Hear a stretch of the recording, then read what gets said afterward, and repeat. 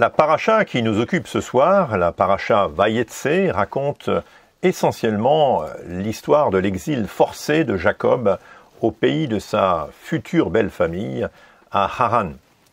Il fuit son frère Ésaü, animé d'intentions criminelles, après cette fameuse affaire de la bénédiction, entre guillemets, volée. C'était dans la paracha Toledot, souvenez-vous, c'était donc la semaine passée, un récit épique qu'on a même encore aujourd'hui du mal à imaginer qu'il soit possible. Donc il s'en va seul, avec certes la bénédiction de son père et même celle d'Abraham, que son père inclut finalement dans sa bénédiction à lui, mais je n'y reviendrai pas maintenant. À ce stade, Jacob semble avoir été le jouet des manipulations de sa mère, et j'ajouterai qu'au regard de ses agissements passés, nous pouvons nous poser bien des questions au sujet du personnage que Dieu choisit pour porter l'alliance de son nom. Dans notre récit de ce jour, Jacob va cependant faire probablement ce qu'on pourrait appeler sa première véritable rencontre avec Dieu, dans le lieu qu'il nommera par la suite Bethel, ce qui signifie la maison de Dieu. Selon la Guémara, un commentaire du Midrash, l'enseignement de la Torah, ce lieu n'est autre que celui qui sera édifié plus tard le temple de l'Éternel. Alors, quoi qu'elle puisse être pour Jacob, cette rencontre personnelle et singulière représente un changement majeur dans sa vie avec Dieu. Il sort, pour ainsi dire, pour la première fois du cadre familial et même de la tutelle spirituelle de son père et de sa mère. Et on peut imaginer l'état d'esprit de Jacob. Il est seul, loin de la sécurité du clan familial. Il n'a pas emporté grand-chose avec lui dans son bagage. Son départ est sans doute un petit peu précipité. Pour une fois, il va devoir compter uniquement sur lui-même et non plus sur la solidarité des autres ou la bienveillance même de sa mère. Alors, il y a bien longtemps, c'était son grand-père Abraham qui avait envoyé son serviteur Eliezer chercher une épouse pour Isaac, le père de Jacob. Il était parti avec une grande suite, des richesses et à offrir au nom d'Abraham, et alors que ce nom lui seul assurait certainement l'ouverture des portes en grand. Mais pour Jacob, rien de tout cela. Il est d'abord un fugitif qui fuit la colère de son frère, et il a peut-être le sentiment amer de ne pas réaliser ce pourquoi finalement la bénédiction l'assure pourtant, c'est-à-dire de posséder le pays. Alors il s'en va ensuite avec le but de trouver bien sûr une épouse dans le clan de Nahor, le frère d'Abraham, un clan qu'il ne connaît pas. Il n'a d'ailleurs jamais été, si on peut dire, en vacances là-bas, chez les cousins et les cousines. Décidément, la vie facile chez papa et maman, c'est quelque chose qui est maintenant terminé. S'il veut s'en sortir, Jacob va devoir mûrir, et mûrir même rapidement. On peut deviner une certaine appréhension chez un homme peut-être peu habitué de devoir prendre des initiatives, et devoir tout simplement prendre des initiatives cette fois-ci, mais pour survivre. Donc le quotidien un peu facile de chez papa-maman, c'est terminé. La bénédiction de son père est justement uniquement celle qu'il considère comme étant celle de son père. Jacob ne connaît pas encore Dieu à la manière de son père Isaac et moins encore à la manière d'Abraham, son grand-père. Je ne suis pas convaincu que finalement dans l'affaire de la bénédiction, entre guillemets, prise à son frère, grâce au plan incroyable, machiavélique même, on peut dire, de sa mère, Jacob ait saisi tous les enjeux qui se tramaient dans cette affaire. Sans l'intervention de Rebecca, il n'aurait sans doute pas pris d'initiative de lui-même. Une initiative, bien sûr, très risquée. Sur le plan spirituel, Jacob vit encore dans l'ombre de son père et sans doute aussi de sa maman. Quand bien même le Midrash prête à Jacob une forte attirance vers la Torah dès son plus jeune âge, on peut quand même supposer que Jacob est encore un petit peu dans les jupes de ses parents, de sa mère en tout cas. Alors on peut vivre longtemps dans l'ombre de ses parents spirituels, mais un jour, il faut cependant franchir le pas et affirmer une foi qui est devenue personnelle, un engagement que nul ne peut prendre à sa place. En fait, Jacob n'a jamais réellement fait le choix personnel de suivre le Seigneur. En tout cas, le texte de la Torah ne mentionne aucune expérience de cette nature auparavant. Combien sont-ils parmi nous à vivre dans l'ombre de géants spirituels, ces derniers privant certains de l'obligation finalement de faire un choix personnel? La foi d'Abraham était fort différente de celle d'Isaac. La foi de Jacob sera-t-elle aussi singulière, aussi détachée que celle de ses pères? Ce départ forcé de Jacob pour un exil qu'il n'espérait pas si long est en quelque sorte pour lui aussi une épreuve de foi, comme ce fut le cas jadis pour Abraham et Isaac. Et fort curieusement, cela ne va se passer d'ailleurs dans les mêmes endroits, les mêmes lieux. Mais voyons à présent notre texte en Genèse chapitre 28. Nous lirons à partir du verset 12. Il eut un rêve, donc Jacob, il eut un rêve. Voici qu'une échelle était dressée sur la terre et son sommet touchait au ciel. Et les anges de Dieu y montaient et y descendaient. Or l'Éternel se tenait au-dessus d'elle et il dit: Je suis l'Éternel, le Dieu d'Abraham ton père et le Dieu d'Isaac. La terre sur laquelle tu es couché, je te la donnerai à toi et à ta descendance. Ta descendance sera innombrable comme la poussière de la terre. Tu t'étendras à l'ouest et à l'est, au nord et au sud. Toutes les familles de la terre seront bénies en toi et en ta descendance. Voici, je suis moi-même avec toi, je te garderai partout où tu iras et je te ramènerai dans ce territoire, car je ne t'abandonnerai pas avant d'avoir accompli ce que je dis. Jacob s'éveilla de son sommeil et dit: Certainement l'Éternel est présent dans cet endroit, et moi, je ne le savais pas. Il eut de la crainte et dit que cet endroit est redoutable. Ce n'est rien de moins que la maison de Dieu, c'est la porte des cieux.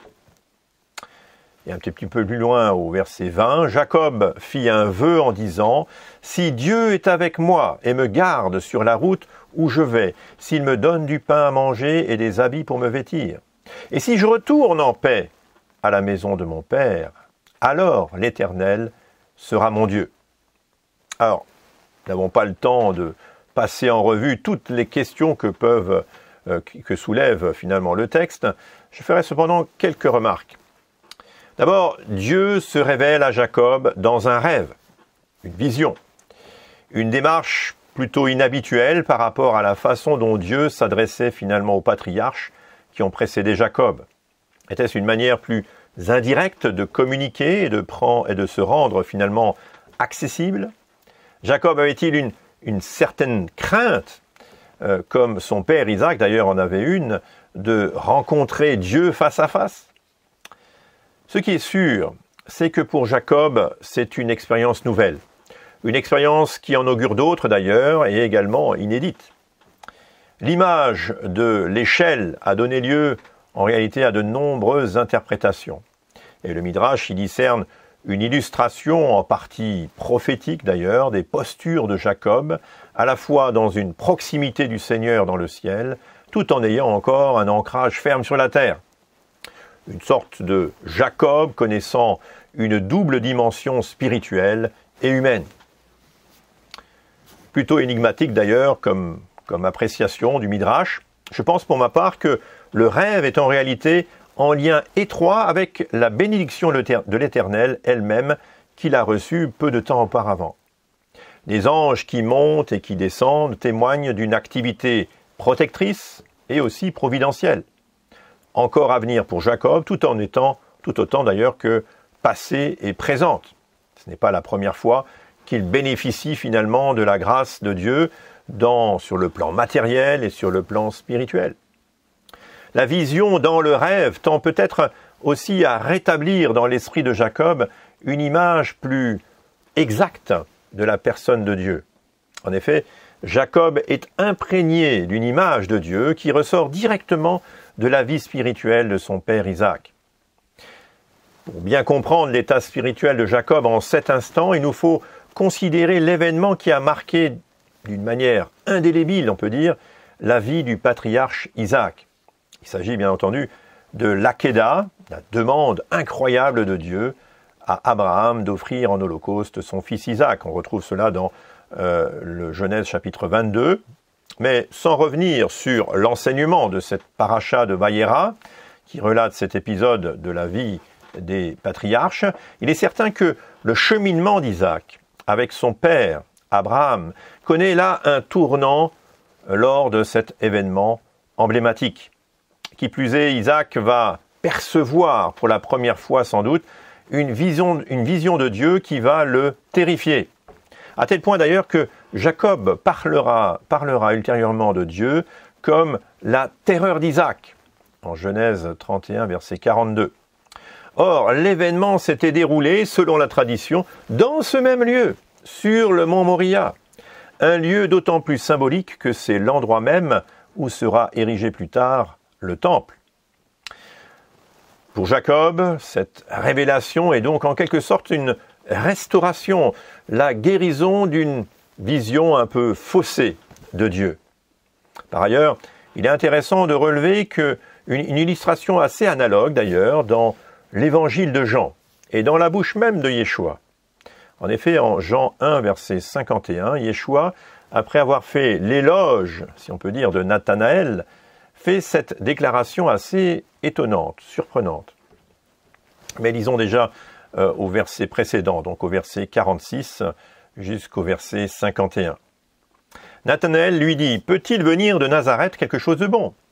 Philippe lui dit, « Viens et vois. » Yeshua vit venir à lui Nathanaël et dit de lui, « Voici vraiment un Israélite dans lequel il n'y a pas de fraude. » Nathanaël lui dit, « Mais d'où me connais-tu » Et Yeshua lui répondit, « Avant que Philippe t'ait appelé, quand tu étais sous le figuier, je t'avais vu. » Nathanaël reprit, « Rabbi, toi tu es le Fils de Dieu, toi tu es le roi d'Israël. » Voilà une déclaration incroyable, étonnante et aussi rapide.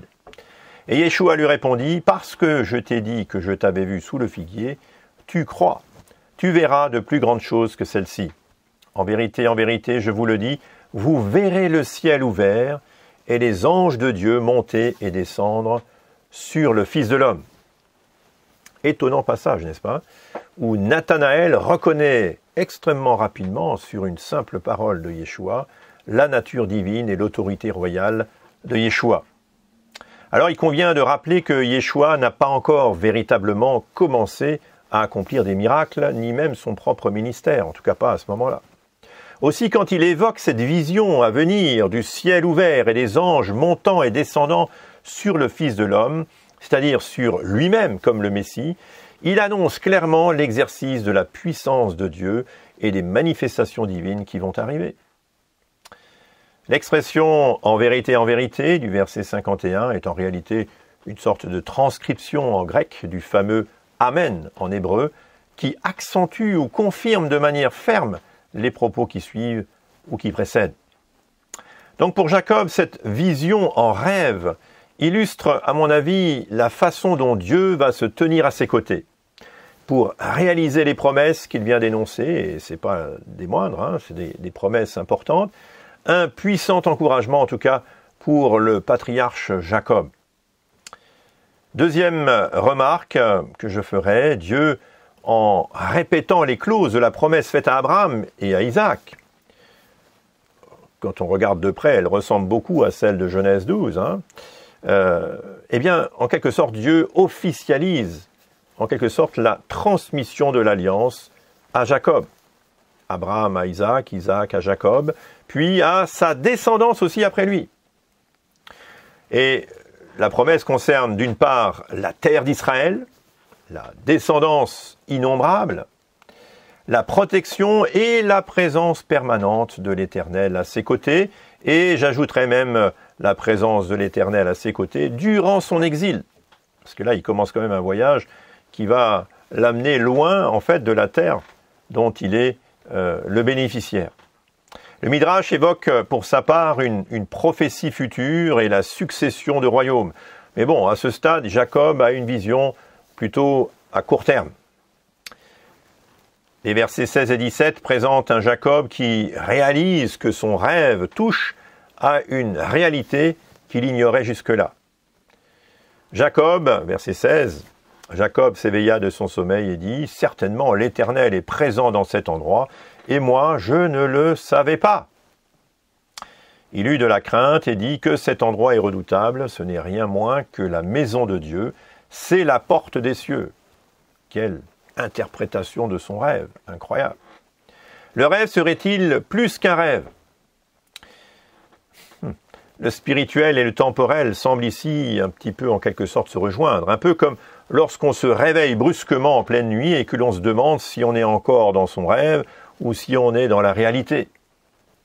Et Jacob en est troublé et sa crainte ne fait qu'augmenter.